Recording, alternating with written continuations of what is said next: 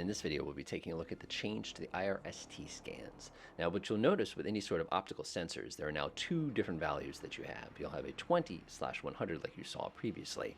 What that simply says is the particular unit that we're using requires something to cue it in order to be able to actually look at a target. So if we were within 20 miles, for example, we'd be able to see the target immediately. If we were outside of 20 miles, we would not be able to actually do it. But since we have a radar that's helping cue us, that will now mean that we can use our range beyond the 20-mile search range and be able to see all the way out to 100, assuming the curvature of the Earth or the atmospheric conditions doesn't block us from being able to do it.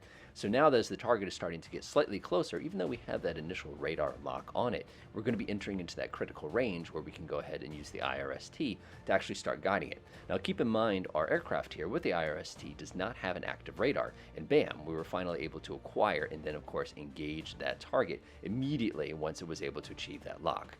Now some IRSTs actually have the ability to engage a target completely independent of the radar system.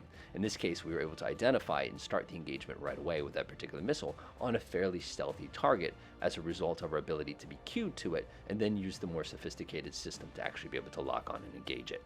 You also notice, of course, we've engaged our regular attack radar for the purposes of acquiring initial range.